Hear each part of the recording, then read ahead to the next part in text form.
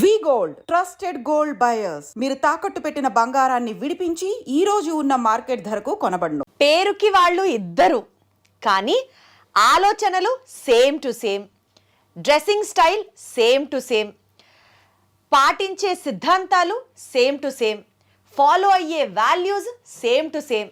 Scene cut చేస్తే పేరుకే వాళ్ళిద్దరు మనుషులు, కానీ ఒకే సోల్ ఇద్దరిలో ఉందా అనిపించే అంత అన్యోన్యమైన అన్నదమ్ములు వాళ్ళు.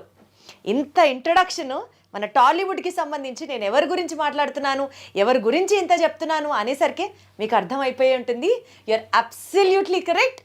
స్టంట్ కొరియోగ్రఫర్స్ ఆఫ్ టాలీవుడ్ అందరికీ చాలా చాలా చాలా కావాల్సిన వాళ్ళుగా పేరు పొందిన రామ్ లక్ష్మణ్ గారు మనతో ఉన్నారు. నమస్తే అండి, ఎలా ఉన్నారు? సూపర్. యాక్చువల్లీ నా ఫస్ట్ క్వశ్చన్ వేరే ఉండింది, కానీ ఇంటర్వ్యూ స్టార్ట్ చేసే ముందు మన వాళ్ళు కెమెరా వాళ్ళు రోల్ అని చెప్పాక సార్ ని చూశాను, ఏదో ముద్రలో ఉన్నారు, ఏదో ధ్యానంలో ఉన్నారు, ఏదో చేస్తున్నారు. అదేంటో ఫస్ట్ క్లారిటీ ఇస్తే ఇంటర్వ్యూకి వెళ్దాం. అంటే ఈ ముద్ర ఏంటంటే నేను అనే నిరంతరం త్రో చేయకుండా బ్యాలెన్స్ చేసే ముద్ర ఇది. కాబట్టి ఇలా ఉంటే అనుక్షణం మీకు మీరు చెప్పుకోవాలి.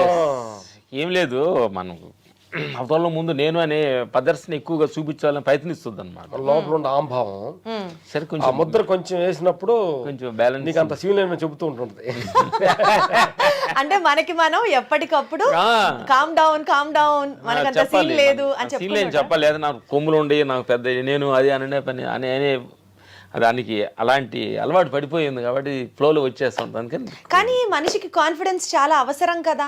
మరి మనం ఎప్పటికప్పుడు మనమే మనల్ని తగ్గించేసుకుంటూ ఉంటే కాన్ఫిడెన్స్ ఉండాలి కదా మనిషికి ఏదైనా సాధించాలంటే. రెండు రకాలైన తగ్గింపులు అంటే మనల్ని తక్కువ చేసుకోవటం ఒక పద్ధతి అయిన అహంకారం, మనల్ని సాక్షి చూడటం ఇంకొక రకమైన. తక్కువ చేసుకోవడం అంటే రెండు రకాలు ఉండే, నేను వేస్ట్ అది అని కాదు అనేది. నా గురించి నువ్వు, నేను చేసే పనిని గురించి నా గురించి నువ్వు నన్ను ఎక్కువ చేసుకోవాలి తప్ప నేను చేసుకోకూడదు. మీరు ఫీల్ అవ్వచ్చు సూపర్ గా. నువ్వు యాంకర్ గా ఉన్నావు బంగారు తల్లి, నువ్వు మాట్లాడే పద్ధతి ఎక్సలెంట్ గా ఉంది బంగారం అని మేము చెప్పాలి తప్ప నేను నవ్వితే అందంగా ఉండాలండి, నేను సూపర్ అంటే నువ్వు అనుకుంటే అంటారు. ఓకే, అయితే నేను కూడా ఇలానే ఇంటర్వ్యూ చేస్తా, కంప్లీట్ గా నేను కూడా ఇలాగే ఇంటర్వ్యూ చేస్తా. అయితే ఓకే, అప్పుడు నేను కూడా బ్యాలెన్స్డ్ గా మాట్లాడు. No open for no problems. Starting ఎలా ఉండదు తెలిసి చెప్పావు అనుకోండి, నో ప్రాబ్లమ్స్. Okay super. సరే, నేను కూడా గుర్తుంచుకొని అనుక్షణం నాకు నేను చెప్పుకుని ఉంటాను.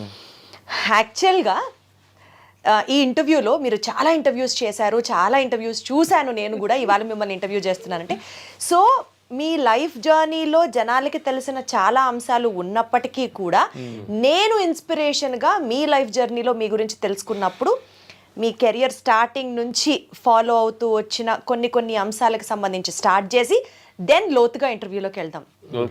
ఫస్ట్ అసలు మీరు చెన్నై బయలుదేరినప్పుడు ట్రైన్లో ఇట్లా సేమ్ టు సేమ్ ఇదే కాస్ట్యూమ్లో లుంగీలో బయలుదేరి మధ్యలో ప్యాంట్ వేసుకొని వెళ్ళారంట చెన్నైకి.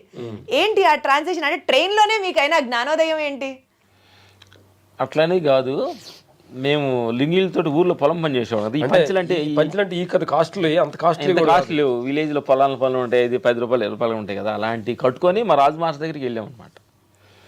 చెన్నై వెళ్ళబోయేటప్పుడు ట్రైన్లో ఎగలిపోయేటప్పటికి వెళ్ళినప్పుడు ఏమన్నారంటే, చూసి ఇది లింగిళ్ళు ఆడుకొస్తే తెలుగు వాళ్ళు ఇప్పుడు గొల్టీ అంటారా, కొంచెం ప్యాంట్ వేసుకోవాలన్నప్పుడు అప్పుడు ప్యాంట్ వేసుకో అవసరమా అనేది ఆ పక్కనే రైల్వే స్టేషన్ పక్కన ఉంటే ఏదో ఎంతో 35 రూపాయలు ఎంతో ప్యాంటు టైం కొనుక్కొని ఫస్ట్ టైం ట్రైన్ ఎక్కడం అనమాట. అది ఓహో, సో మనం ఇట్లా ప్రెజెంట్ చేసుకోవాలి అని ఎవరైనా చెప్పిన తర్వాత గురువు గారు రాజు మాస్టర్ గారు ఫస్ట్ టైం చెప్పారనమాట. అసలు మీరు స్టంట్ మాస్టర్స్ అవ్వాలి అన్న ఒక కాన్సెప్ట్ తోనే ఇండస్ట్రీలోకి వచ్చారా? ఇండస్ట్రీలోకి వచ్చేటప్పుడు మీ విజన్ ఏంటి? ఇండస్ట్రీలకు వచ్చేటప్పుడు విజన్ ఏంటంటే ఊరు నుంచి బయటికి వెళ్ళాలనే విజన్. ఫస్ట్ ప్యాంట్ వేసుకోవాలని అంటే సినిమాల హీరోలు ప్యాంట్ వేసుకుంటారంటే, అంటే మనం ప్యాంట్ వేసుకుంటే ఏదో ఒక తెలియని ఒక కిరీటం అన్న ఫీలింగ్స్. ఊర్లో గేదెలకి మేకలు కాసుకుని ప్యాంట్ వేసుకుని ఎగతాలు చేసేవాళ్ళు అనమాట. ఆ ప్యాంట్ వేసుకోవడానికి మాకు 2-3 నెలలు ప్యాంట్ వేసుకుని ఊరు వెళ్ళడానికి 2-3 నెలలు టైం పెట్టింది. చెన్నై నుంచి వచ్చేటప్పుడు రైల్వే స్టేషన్లు దిగి ప్యాంట్లు మడిసి బ్యాగులో పెట్టుకొని లుంగిలు కట్టుకొని వెళ్ళేవాళ్ళు. అట్లా ఏం లేదు తల్లి, ఆ విలేజెస్లో ఒక పక్షికి రెక్కలు వస్తే గూట్లో నుంచి వెళ్ళాలని ఎలా ప్రయత్నిస్తుందో అట్లా మా లోపల ఇన్నర్ ఏదో మమ్మల్ని ఇక్కడ నుంచి ఎదుగు వెళ్ళాలి అనేది ఒక అన్వేషన్స్లోనే వేరే వేరే ప్రయత్నించాము. మిలిటరీకి వెళ్దాం అనుకున్నాము, ఒక షర్ట్ పెట్టి ఏమి జైలు ముద్ర అంటే ఏమో లోపల గేట్ దగ్గర రానిలేదు. అన్వేషన్స్లోనే మాకు ఈ సినిమా అవకాశం ఫైట్ మాస్టర్ రాజు మాస్టర్ గారు మా ఫాదర్ ద్వారా అవకాశం. యాక్చువల్గా నేను ఒక చిన్న గెస్ట్ తీసుకుంటా, తప్పైతే నన్ను క్షమించండి. చెప్పండి తల్లి.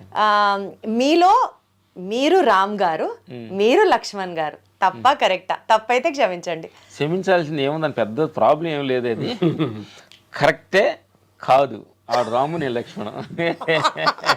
ఎలా గుర్తుపడతారండి ఎవరు రామ్ గారు ఎవరు లక్ష్మణ్ గారు? ఎలా తెలుస్తుంది చెప్పండి మాకు.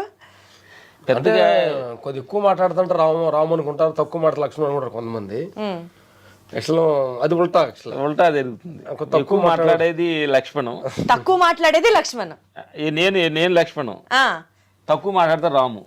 ఓహోహోహో, తక్కువ మాట్లాడితే రామ్ గారు, ఎక్కువ మాట్లాడితే లక్ష్మణ్ గారు. అది మీరు అర్థం చేసుకోవచ్చు అని నా ఫీల్. క్వశ్చన్ పేపర్ లీక్ అయిపోయింది, హాయిగా ఉంది ఇప్పుడు నాకు. ఈయన రామ్ గారు, ఈయన లక్ష్మణ్ గారు. బట్ మీరు అసలు మాట్లాడకుండా కాముకు కూర్చుంటే ఎట్లా తెలుస్తుందండి? మాట్లాడతాం, మధ్యలో మాట్లాడాలనిపిస్తే, మాట్లాడాలి కరెక్ట్ అనిపిస్తే నోట్ల నుంచి ఆటోమేటిక్ బయటకు వస్తుంది. బట్ ఎప్పుడన్నా ఎవరన్నా కన్ఫ్యూజ్ అయిన సందర్భాలు ఉన్నాయా మిమ్మల్ని ఇద్దరిని చూసి? పలానా వాళ్ళు రామ్, పలానా వాళ్ళు లక్ష్మణ్ అనుకొని తప్పుగా వెళ్ళడాలు? ఇప్పుడు మీరే కన్ఫ్యూజ్ అయ్యారు, అట్లా ఎప్పుడు కన్ఫ్యూజ్ అవుతానే ఉంటారు. ఇప్పటికీ అవుతూనే ఉంటారు, బాగా అలవాటు అయినప్పటికీ కూడా. Super super. సరే అయితే, సో ఇప్పుడు మీరు చెన్నై వెళ్ళారు, ఎందుకు వెళ్ళారో అర్థమైంది. ప్యాంట్ వేసుకోవాలన్నది మీ యాక్చువల్ విజన్. సరే, ఇనీషియల్ డేస్లో 350 రూపాయలు ఉంటాయి మీ దగ్గర, అందులో కదా 500 రూపాయలు ఉంటాయి మీ దగ్గర, 150 రూపాయలు పెట్టి రెంట్, తర్వాత 350 రూపాయలతో మీ జీవనం స్టార్ట్ అయింది. బాగానే అబ్జర్వేషన్ చేశారు, ఫాలో అయ్యారంటూ తెలుస్తుంది. మా టీం మామూలు హార్డ్ వర్క్ చేయదు కదా, మీరు వస్తున్నారు అంటే మీ గురించి పూర్తి అవగాహన మేము అందరం కూడా తెలుసుకుంటాం కదా. సో 350 రూపీస్తో లైఫ్ స్టార్ట్ చేయాలి అని అంటే, అది కూడా ఒక కొత్త ఊరు వచ్చి కెరియర్ ఇనీషియల్ డేస్లో ఎంత హార్డ్షిప్ ఫేస్ చేసి ఉంటారు అప్పుడు? అది ఒక్కసారి చెప్పండి ఆ ఎక్స్పీరియన్స్. ఎందుకంటే ఇవాళ రోజున ఎంతున్నా ఇంకా సరిపోదు, చాలదు, ఇంకా మాకు లేదు అని అనుకునే బ్యాచ్ ఎక్కువ మంది ఉంటారు. మనకి వచ్చింది ఇంత, ఈ స్టేజ్ నుంచి ఈ స్టేజ్కి ఎదగాలంటే మనిషికి కావాల్సింది ఏంటి? డబ్బు ఒక్కటే కాదు, ధైర్యం, గుండె ధైర్యం, కాన్ఫిడెన్స్, ఇట్లా చాలా ఉంటాయి. మీ లైఫ్ని ఒక ఎగ్జాంపుల్గా తీసుకుంటే ఏం చెప్తారు? మనకి ఎదగాలనే ఒక లక్ష్యం, అంటే ఊర్లో గుర్తింపు లేకుండా నలుగురిలో ఎక్కడో అట్టడుగున విలేజ్లో ఉండి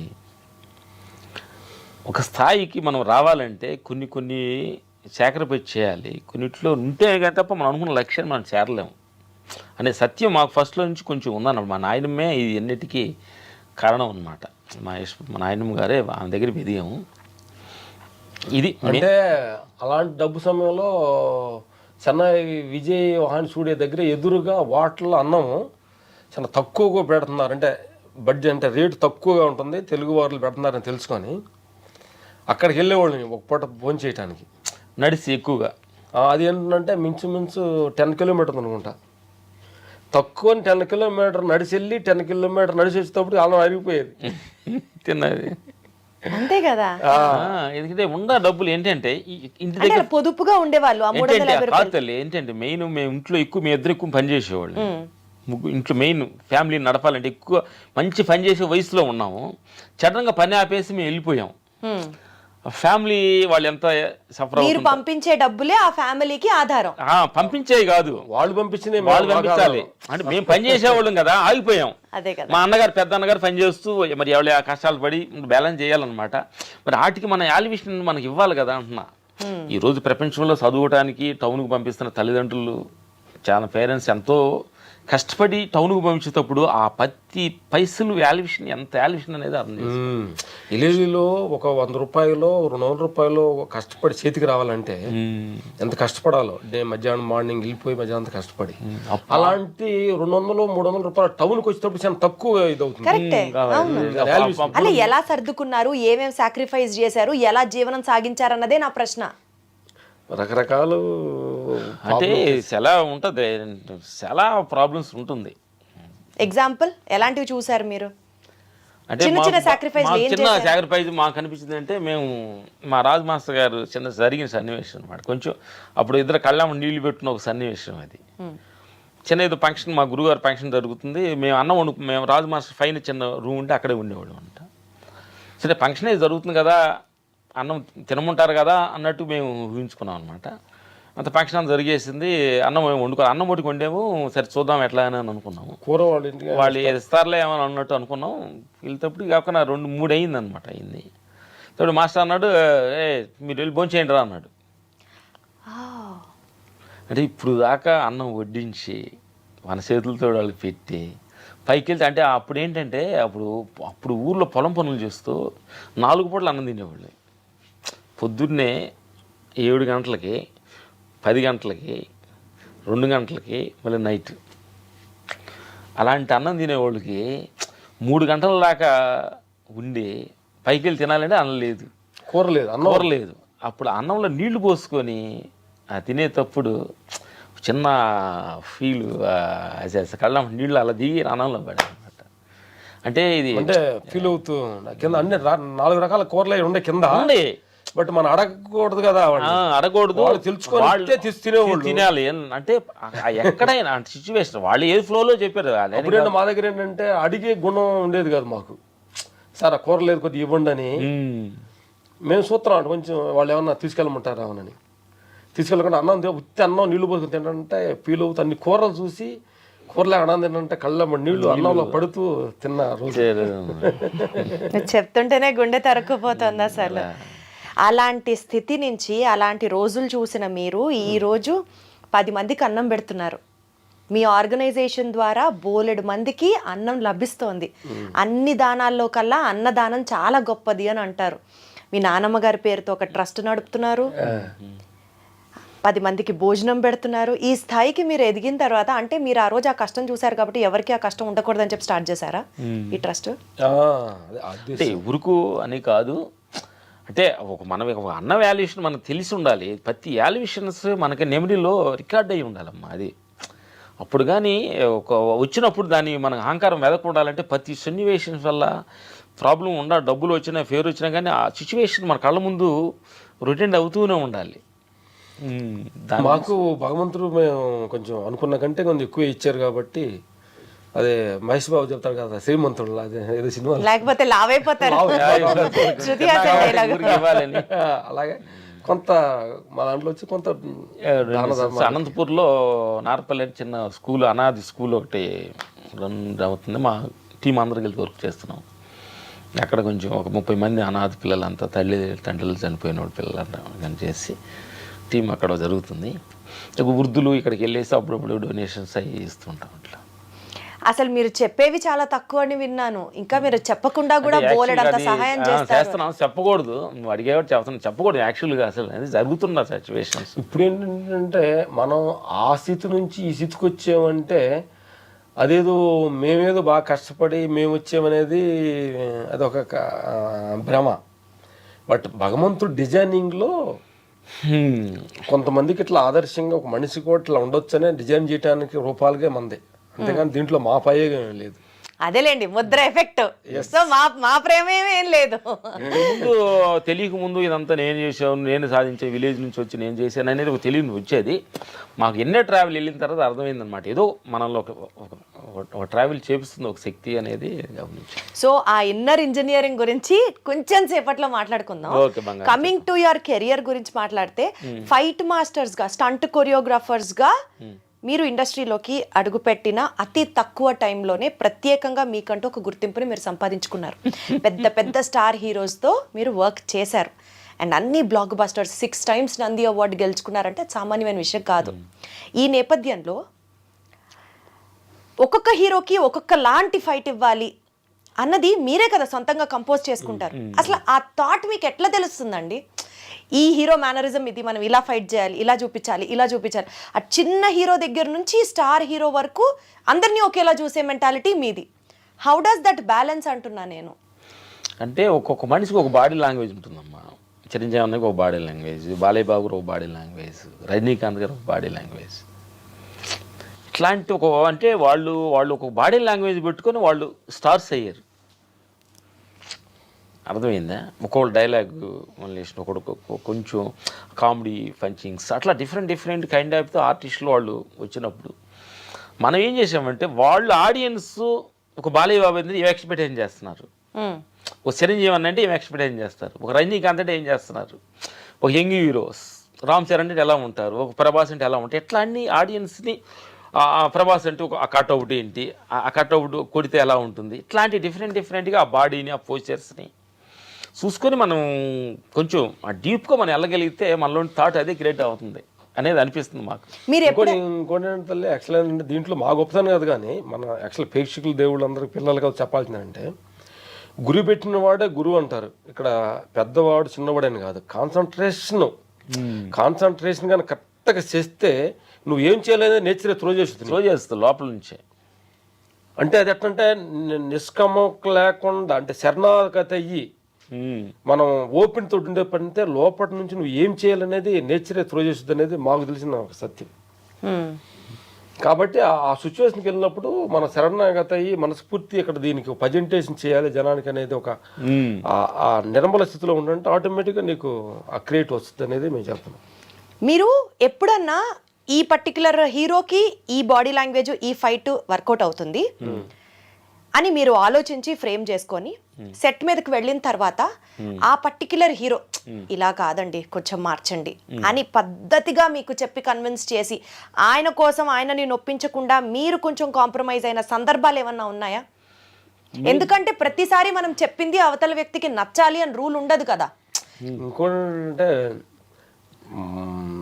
అంటే వాళ్ళు చెప్పిన కాంప్రమైజ్ అవ్వాలి కాబట్టి అంటే పద్ధతిగా చెప్పట్లేదు, కొంతమంది రప్పుగా కూడా చెప్తారు. అవన్నీ చూసారా? అడగచ్చా ఎవరు అని అడగకూడదా? అట్టగా తల్లి ఏంటంటే ఒక డైరెక్టర్ ఉన్నారు అనుకో, నాకు ఇట్లే కావాలంటంలో వాళ్ళకి ఒక ఫిక్సేషన్ ఒక విజన్ ఉంటుంది. మనకేంటి మా ఫీలింగ్ ఏంటంటే తల్లి మాకంటే పెద్ద డైరెక్టర్ వాళ్ళు 24 క్రాఫ్ట్స్ ని హ్యాండిల్ చేసేది డైరెక్టర్. సెకండ్ హీరో ఆయనకు నాకు ఒక ఇమేజ్ ఎలా ఉందనేది ఫీల్ అవుతుంటారు హీరో. కాబట్టి వాళ్ళు అనుసరించుకొని వెళ్ళటంలోనే మాకు ఎంతవరకు మేము ట్రావెల్ అవుతూ వచ్చాం. డైరెక్టర్ అండ్ హీరోని ఇద్దరిని బ్యాలెన్స్ చేసుకొని అంటే చెప్పే విధానంలో కూడా డెఫినెట్లీ ఉండాలి కదా. కాదు మనం ఏంటంటే అది చేసి చూపించి ఆ ఎమోషనల్ చేసి చూపిస్తుంటే వాళ్ళు కంటి ముందు అగపడుతుంది కదా. మా రవితేజ గారు అంటారు మీరు చేసేటప్పుడు పెద్దగా అంత ఎఫెక్ట్ అనిపించదు, చేసేటప్పుడు చాలా ఇది జరుగుతుంది విగ్గా ఉంటుంది, పిక్చరేషన్కి వచ్చేటప్పటికి దానికి అంత డెప్త్ కూడుద్ది అని అంటాడు. అంటే దాంట్లో ఏంటంటే మనకు తెలియకుండానే ఒక ఎనర్జీ క్రియేట్ అవ్వాలి ఒక విషయానికి. ఏం లేదు మాకు మన సింహ సినిమాకి బాలీబాబుది ఒక అరటి గెల్ల ఫైట్లు మధ్యలో ఫైట్ జరుగుతుంటుంది. వేసి ఇద్దరు పండబెట్టి అలా కొట్టేటప్పుడు నలుగురు వస్తుంటారు అనగా ఒక పైకి వెళ్తారు. అంటే అక్కడ ఉన్న ఎమోషనల్ అంటే వీడు సవక ముందే వస్తారంటారా మీరు సస్తారు మీరు అనే ఎమోషనల్ ఇక్కడ ఉంది. అంటే వీళ్ళు కొడుతూ ఉండగా వచ్చారు వాళ్ళు మధ్యలో, అంటే వీళ్ళు ఫినిష్ అవ్వండి వస్తున్నారేంటి అన్నప్పుడు ఆ భయం అసలు ఆ క్లాస్ పడదు థియేటర్స్లో. అంటే మీరు చేసిన వర్క్ కి అప్రిసియేషన్ రావడం, థియేటర్ లో వర్క్ చూసిన తర్వాత అది అవుట్ రైట్ 6 నంది అవార్డులు వచ్చాయంటేనే అర్థమవుతుంది. నా ప్రశ్న ఏంటంటే మీరు ఎప్పుడన్నా అంత ఎమోషనల్ గా వర్క్ లో ఇన్వాల్వ్ అయిపోయి ఇది ఇలా చేయాలి అలా చేయాలని ప్లాన్ చేసి తీరా సెట్ మీదకి వెళ్ళిన తర్వాత ఇది కాదు అసలు ఇది వద్దు ఇది బాలా నెక్స్ట్ వేరేదేవరో చెప్పండి అని అట్లా మిమ్మల్ని ఎవరన్నా హార్ష్ గా బిహేవ్ చేస్తే మీరు నొచ్చుకున్న సందర్భాలు ఉన్నాయా అన్నది నా ప్రశ్న. కాదు తల్లి, నేను అంటున్నాను మనిషి ఎప్పుడు కూడా 2 రకాలు మనం మనిషి ఉండగలగాలి. అవతారాలు మనం చెప్పగలిగి అవతారాలు మనల్ని చెప్పేటట్టుకు మనం ఉండాలి. అన్ని సందర్భాల్లో కుదరకపోవచ్చుగా, అట్లా ఉండాలి. ఉంటే అదే 2 రకాలైన పద్ధతులు మనం చెప్పి చూస్తాం. ఇది బాగుంది సార్ మా యోజన ప్రకారం అని అంటాం, లేదు అది బాగా దానికంటే ఇంకా బెటర్మెంట్ వేరే అది బాగుండదు అని అంటారు అనుకో. ఒక అప్పుడు ఏంటంటే మన పెద్ద మనిషి చెప్పినప్పుడు ఆటోమేటిక్ సరెండర్ అయ్యి దానికి సో మీరు ఎప్పుడు నొచ్చుకోరు అయితే ఎవరన్నా నొచ్చుకోను లేదంటే అంటే స్టార్టింగ్ లో కొద్దిగా ఇబ్బందిగానే ఉంటుంది. ఎవరు చెప్తే మీరు ఎక్కువ హర్ట్ అయ్యారు? అది యాక్చువల్ మమ్మల్ని నా పేరు సూర్య అనే సినిమాలో మేము చేసిన కంపోజిషన్ బాగాలేదని తీసేశారు మమ్మల్ని ఫైట్లో. అయ్యా కంపోజ్ చేసి అంటే కంపోజ్ కాదు అంటున్నాను నేను అనేది, ఎక్కడో వాళ్ళకి కనెక్ట్ అవ్వాలా. కనెక్ట్ అవ్వాలి అది. అంత హిట్ సినిమాలో నా పేరు సూర్య సినిమా అంతకుముందు మేము సరైనోడు సినిమా చేసాం, నెక్స్ట్ మూవీ అది రేసు గురం తర్వాత ఉంటుంది. రేసు గురం ఏదో రేసు గురం, దాని తర్వాత మంచి హిట్ అయింది అనమాట బన్నీ గారి కాంబినేషన్లో. అంటే ఏం లేదు తల్లి, నేను అంటున్నాను హీరో డైరెక్టర్ అలా తీసేసినప్పుడు ఏమనిపించింది? ఏమనిపించింది, హ్యాపీ కదా. అంటే రెండు రకాలైన పద్ధతి ఉంటుంది. అంటే తీసేసినప్పుడు మన వర్క్ కరెక్ట్గా వాళ్ళు అనుకున్నట్టు మనం చేయలేదేమో, బట్ నెక్స్ట్ టైం వచ్చేటప్పటికి వాళ్ళు అనుకునేలా చేయాలనే ఒక వైరాగ్యం వస్తుంది, ఒక తెగింపు వస్తుంది, ఒక వైరాగ్యం వస్తుంది. అంటే మనం ఏంది మన థాట్ ఏంటి, వాళ్ళకి నచ్చేలాగా మన థాట్ క్రియేట్ అవ్వలేదే, బట్ నెక్స్ట్ టైం మనం వాళ్ళకి నచ్చేలాగా చేయాలనేది ఒకటి. తర్వాత నేనేదో బాగా చేశాను, అవతరాలు తప్పు అని చెప్పి దాన్ని మేనేజ్ చేసుకెళ్ళటం ఒకటి. మేము అనుకున్నాం అంటే మా తప్పు అనుకున్నాం, మీరు అలా అనుకున్నారు. అవతరాలు నచ్చినట్టు విధానం లేదు. అప్పటికే నా పేరు సూర్య అంటే మీరు ఎన్నో సినిమాలకు చేశారు, ఎన్నో అవార్డులు తీసుకున్నారు, అప్పటికే నచ్చలేదు అని అంటే కూడా మీరు హట్ అవ్వాలా. కమ్మకు 10 రోజులు షెడ్యూల్ క్యాన్సిల్ అయితే అరుణాచలం కొన్ని యాత్రకి వెళ్ళేసి హ్యాపీ కార్ వేసుకుని 10 days హ్యాపీ కొంచెం మైండ్ ఫ్రెష్ చేసుకొని మళ్ళీ ఎనర్జీ తోటి బయటకు వచ్చి ఆ షూటింగ్ యూనిట్ అందరికి థ్యాంక్స్ చెప్పి, అది మేము వెళ్ళే పొజిషన్ కిచ్చా అని ఒక బ్యాంకాక్ మాస్టర్ తీసుకొచ్చేసారు. సరే అట్లయినా నా ఫైట్ పెద్దగా, సినిమా కూడా ఫైట్ పెద్దగా వర్క్స్ అలా, అందుకని మమ్మల్ని కాదు అన్నారు, ఫైట్ చెందటం కాదు. అంటే సిచ్యువేషన్ ఏంటంటే ఆ ఫైట్లో ఎమోషన్ లేనందువలన అది మేము చేసినా ఎవరు చేసినా అది ఫ్లాప్. అది అంటే మనకి ఒక నెగటివ్ థింగ్ జరిగిన లైఫ్లో, ఒక నెగటివ్ ఇన్సిడెంట్ జరిగిన లైఫ్లో ఏమాత్రం ఫీల్ అవ్వకుండా దాన్ని ఛాలెంజ్గా తీసుకొని ఎంత మాక్సిమం బెస్ట్ గా వాడుకోవచ్చో దాన్ని అరుణాచలం అన్నారు, ట్రిప్ అన్నారు, మళ్ళీ ఎనర్జీ ఫిల్ చేసుకున్నారు. అలా వైకుంఠపురం అనే సినిమాకి కాంబినేషన్ చేసాం, సూపర్ హిట్. ఇది కదా మనిషికి కావాల్సింది అసలు. సూపర్, అసలు సూపర్. వైకుంఠపురంలో పాటలన్నీ చిత్తలార చెరపడం, చాలా నడుచుకుంటూ పాట, అసలు చేతిలో కోడి కత్తి, అసలు వేరే లెవెల్ అది, అసలు సూపర్. అసలు ఇప్పుడు కూడా ఏంటంటే తల్లి, మా ఫీలింగ్ ఏంటంటే తల్లి, ఎక్కడైనా అపశయం కరెక్ట్గా మనం తీసుకోగలిగితే మళ్ళీ ఏ రోజైనా దానికి చెప్పుద్ది. దాన్ని ఈగోలాగా అట్ చేసుకుని మనం కుంగిపోవడం అవసరం లేదు. అపజయం అంటే వాటి ప్రాబ్లం ఏంటి, దానికి షోమని. యాక్చువల్ ఏంటంటే ఇట్లాంటి తీసేయటాలు, ఒక మనిషిని నీది బాగలేదు అంటాలు, బాగుండే అంటాలు అనేది అది అంటే అది నేచర్లోనే గుణం ఉంది, నిరంతర మార్పు. రేయి పగల్లాగా అట్లాంటి సుఖ దుఃఖాల్లాగా నిన్ను సూపర్ అనే ఒక ప్లేసు, నేను బాగలేదనే ప్లేస్లు అన్నీ కూడా మనిషికి నేచర్లోనే సహజంగా ఉండే డిజైన్ చేయబడి ఉంది. అది తర్వాత వెళ్ళాక అర్థమైంది. తర్వాత అంటే దీన్ని మనం తప్పుగా అర్థం చేసుకుంటే, పొగిడినప్పుడే నిరంతరం పొగడంపులకే మనిషి ఉంటే నిరంతరం అహంకారంతో ఉరిగిపోతాడు మనిషి. కాబట్టి అప్పుడప్పుడు తీసేయటాలు, తక్కువ మాట్లాడటాలు వస్తేనే బ్యాలెన్స్ అవుతాడు. ఒక ఫెయిల్యూర్ కి నా జీవితంలో ఇంత గొప్ప నిర్వచనం నేను వినలేదు, విని ఉండనేమో కూడా నాకు అర్థం కావట్లేదు. ఎందుకంటే కుర్రోళ్ళు కూడా యూత్ అంతా కూడా తెలియాలి 100%. అందుకనే అడిగాను నేను ఆ ప్రశ్న, మీరు ఫెయిల్యూర్స్ ని ఎలా హ్యాండిల్ చేస్తారు అని అందుకనే అడిగాను. మా జీవితంలో సక్సెస్ కంటే ఫెయిల్యూర్ ఎక్కువ ఉన్నాయి. అవునా? మీరు అసలు షార్ట్ టైం లోనే అంత పేరు సంపాదించుకున్నారు కదా. పేరు ఇచ్చిన పేరు మాకు తెలుసు. చెప్పరా ప్లీజ్, అవే మా యూత్ కి. ఫస్ట్ టైం మేము చెన్నై వెళ్తాడు, ఇది మంచి డ్రీమ్ అనమాట. అంటే కళ్ళం నీళ్ళిద్దరం సట్లు తడిచిపోయిన ఏడిసిన రోజు ఇది. అయ్యో. రాజు మాస్టర్ గారు చెన్నై వెళ్దామన్నారు, ప్యాంట్లు కొనుక్కుంటారు వేసుకుందాం అన్నాడు. అంతా వెళ్ళి ప్యాంట్లు కొనుక్కున్నాం. మా ఊర్లో అందరికి వాళ్ళందరూ యాంగ్జైటీ వేసేసి చిన్న సంచి ప్లాస్టిక్ సంచులు బట్టలు పెట్టుకున్న అందరూ బాగా చెప్పేసి అందరూ వచ్చాం. నైట్ కరెక్ట్గా వచ్చే నైట్ 10 o'clock ట్రైన్, సర్కార్ ఎక్స్ప్రెస్ చెన్నై. ఇది కరెక్ట్గా ఆ రోజు గాలి దోన వాసన, ట్రైన్ లాగిపోయింది. రాజు మాస్టర్ దగ్గరికి పొద్దున్నే ట్రైన్, ఆయన కూడా వెళ్ళలేదు, పొద్దున్నే వెళ్ళాము. వెనకలనే నా కొడకలారు మీరు ఐరన్ లెక్క అనుకుంటాను, ట్రైన్ లాగిపోయి అన్నాడు. అంటే చూడండి, అంటే ఎన్నో ఆశలతో వచ్చాము. సరే సాయంకాలం వెళ్దాం కాదు, రేపు వెళ్దాం అన్నాడు, ఎల్లుండి వెళ్దాం అన్నాడు. రేపు వదిలేయండిరా బాగలేదు, రేపు ఎల్లుండి వెళ్దాం అన్నాడు. సరే అని చెప్పి ఇంటికి వెళ్ళాలంటే ఏం అర్థం కాలేదు, ఇంట్లో ఏమంటారా అంటే ఊరు కదా, విలేజెస్ కదా, పెద్ద హైపిచ్ వచ్చారు. అయిపోయి అందరూ బాగా చెప్పేసి వెళ్తున్నాం వచ్చాం. వమ్ము పల్లెటూరు నుంచి మళ్ళీ సాయంకాలం వెళ్తున్నామని మళ్ళీ బ్యాగ్ ఇంటికి వెళ్ళాము. అందరూ సైలెన్స్గా అక్కపడకుండా చీకటి పడ్డ పొగులంతా ఉండి చీకటి పూనుకున్నాక వెళ్ళాము. మరుసటి రోజు వెళ్దాం అన్న మనిషి ఈ రోజు వెళ్ళిపోయాడు. మీకు చెప్పకుండా చెప్పండి వెళ్ళిపోయాడు. అయ్యో. రాజు మాస్టర్ గారు మళ్ళీ బట్టలు తీసుకొని ఎల్లుండి అని చెప్పి వచ్చి మళ్ళీ మళ్ళీ ఊరంతా హాయి చెప్పి ఇవాళ వెళ్తున్నామని వచ్చాము. ఆయన వెళ్ళాడు. అట్లాగా నాగార్జున గారు అంటే యాక్చువల్ అంటే అపజయాలకే మీకు కొన్ని తెలియని విషయాలు, ప్రతి వాళ్ళకంటే రాములు సూపర్ ఉంటారు కాబట్టి కొన్ని విషయాలు. నాగార్జున గారు సినిమా ఒకటి సినిమా సినిమా చేశారు, అది మంచి హిట్ అయింది సినిమా. దాంట్లో పెట్టుకున్నప్పుడు కూడా బాగా అప్పుడు స్టాప్ కమ్మింగ్ లో ఉన్నప్పుడు ప్రతి సినిమా నాగార్జున గారు చేస్తున్నా అన్నప్పుడు కూడా అది పెట్టి కొంచెంసేపటికి అంతే మేము ఓకే అనుకున్న తర్వాత మళ్ళీ అది తీస్తారంటే కదే అట్లే ప్రతిదీ. అంటే మీరు సక్సెస్ లో మేము చూసేవి కాదు, ఫెయిల్యూర్స్ కూడా చాలా. సక్సెస్ మీరు చూసారు, ఫెయిల్యూర్ మేము చూసారు. అప్పుడప్పుడు సక్సెస్ చేయలేదు సూపర్ అన్నప్పుడే మీకు కాపాడ్డాయి, వాళ్ళు తీసేసి మీకు కాపాడలేదు కదా, అవి మేము చెప్తున్నాం మీకు. ఫస్ట్ ఫైట్ మాస్టర్గా మేము అడిగాము, మాకు కార్డు ఇవ్వనన్నారు. మీరు ఎవరికి రెస్టారెంట్కి వెళ్ళలేదు, మీకు అంత నాలెడ్జ్ లేదు, ఇవ్వనన్నారు. అట్లా ఏది కూడా మేము ఫస్ట్ స్టెప్ ఏది కరెక్ట్ సక్సెస్ అవ్వలేదు. అంటే ఎందుకంటే జనానందరికి కూడా తెలియాలి ఏంటంటే నిరంతరం అనుకోగానే అన్ని జరగకూడదమ్మా, అది నేను అంటున్నా. అన్ని జరిగితేనే కాంకారం.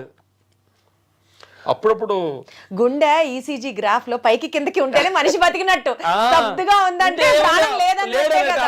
అందుకని అప్పటి ఉండాలి.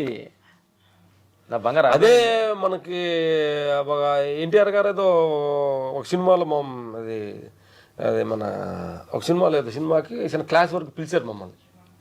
పిలిస్తే మేము లొకేషన్కి వెళ్ళినామన్నా బాబుకి నచ్చక మధ్యలో నుంచి వెళ్ళిపోయారు. అయ్యో. అంటే స్టార్టింగ్ పీరియడ్ లో అట్లాంటి ఒక అందరు ముందర సడన్ గా హీరో వెళ్ళిపోయాడు, నేను చేసింది నచ్చట్లేదు వర్క్ అని అంటే మీకు అది ఇన్సల్ట్ గా ఆ మినిట్ కైనా అనిపించింది కదా, చిన్నదనంగా అనిపిస్తుంది కదా. సిచ్యువేషన్ ఏంటి, మనం చేసిన పని నచ్చకుండా వెళ్ళాడు, ఇంకా చిన్నతనం ఏముంది, నచ్చలేదు అనుకోవడమే. ఇంకోటి ఏంటంటే ఇంకా అంటే మనం ఏంటంటే ఇప్పుడు కూడా మేము ఏంటంటే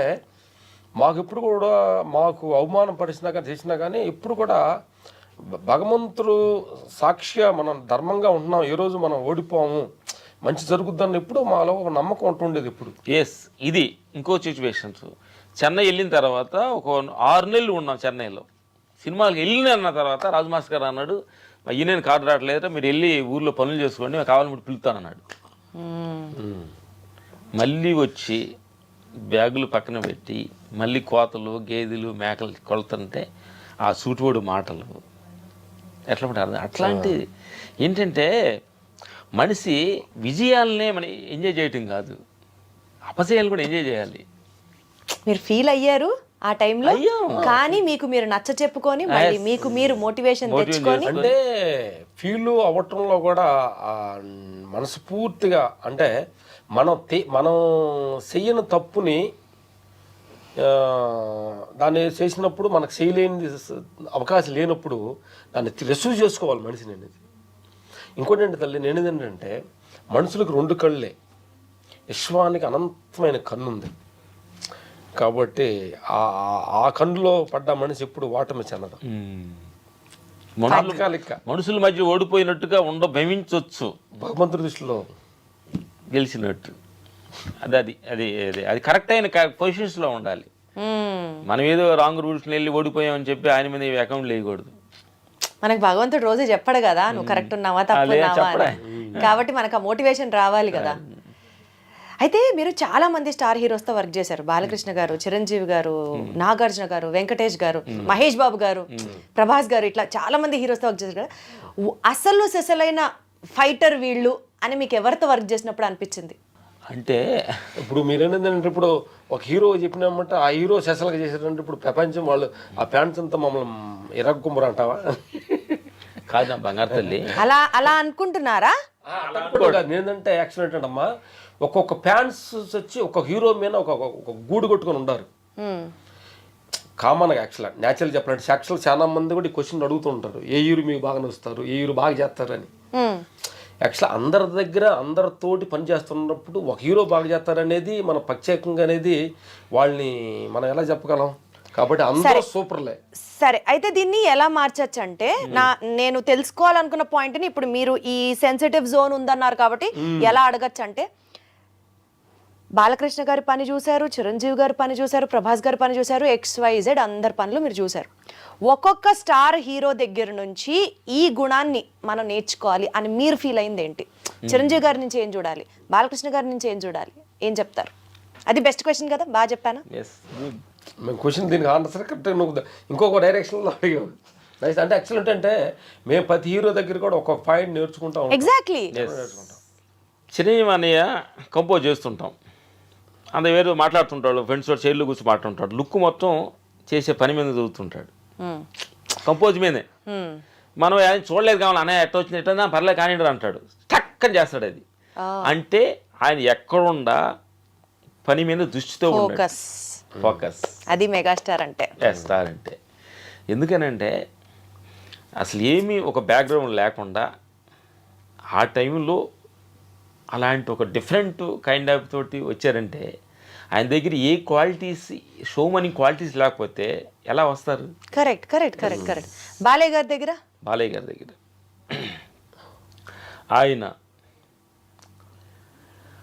ఆయన రిస్కు అంటే నేను ఎంత ఆడియన్స్కి నేను ఎంత హార్డ్ వర్క్ ఇస్తే అంత వాళ్ళని సాటిస్ఫాక్షన్ అవుతారన్న భావన ఆయనలో 24 hours ఉంటుంది. ఆయన వర్క్ ఆయన ఎంత నేను ప్రతిదానికి నేను రిస్క్ చేస్తానని అలాంటి అటెన్షన్స్ అన్ని కాపాడాలి, మేము ఇంకా ఆపాలి. అంత వర్క్ హాలిక్ ఆయన. ఈరోజు కూడా ప్రజెంట్ సరిపోయారు మీ ఇద్దరు కాంబినేషన్. మీరు వర్క్ హాలికే, వర్క్ చెయ్యాలని ఎప్పుడు అనుకుంటున్నారో ఆయన అంతే అన్నమాట. అట్లాగే ప్రతి ఒక్కళ్ళు అంటే ఏదో కైండ్ ఆఫ్ లో ఇప్పుడు ఒక మనిషి ప్రతి మనిషి ఒక 10 మందిలోకి గుర్తింపు వచ్చారంటే ఏ క్వాలిటీస్ లేకపోతే అతను గుర్తింపు పొందలేరు. చాలా మంది వచ్చిన హీరోలు పోయిన ఉంటారు కదా, కాబట్టి ఏదో ఒక క్వాలిటీస్ ఉంటేనే జన హృదయాల్లో వాళ్ళు గూడు కొట్టుకుంటారు. పవన్ కళ్యాణ్ గారు ఆయన ఒక బాడీ లాంగ్వేజ్. అంటే ఆయనలో మీకు బాగా నచ్చిన అంశం ఏంటి, నేర్చుకున్న అంశం ఏంటి? నచ్చిన అంశం ఏంటంటే స్పాట్లో ప్రతి మనిషిని సెట్లో వాళ్ళు తిట్టకూడదు, అరవకూడదు, అందరిలో భగవంతుడిని చూస్తాడు ఆయన, చిన్న పెద్ద అన్ని తేడా లేకుండా. భగవంతుడిని అంత నమ్ముతారా పవన్ కళ్యాణ్ గారు? నమ్మబట్టి అట్టున్నారు, నమ్మబట్టి అట్టున్నారు అన్నమాట. బాగా చెప్పారు ఈ మాట, చాలా బాగా చెప్పారు. నమ్మనోళ్ళు చాలా మంది దూరంగా ఉండారు, ఆయన భగవంతుడు దూరంగా ఉన్నారు, నమ్మినోళ్ళు ఆయన దగ్గరగా ఉన్నారు చాలా మంది. దగ్గరగా ఉన్న వాళ్ళు ప్రథమ శిష్యుడు పవన్ కళ్యాణ్ గారు. భగవంతుడు ఏంటంటే అమ్మా 2 రకాలు ఉన్నాయి. భగవంతుడు మనకు తెలియటం 1,00,000 మంది అయితే భగవంతుడికి ఆయనకి తెలిసిన కొంతమంది ఉన్నారు.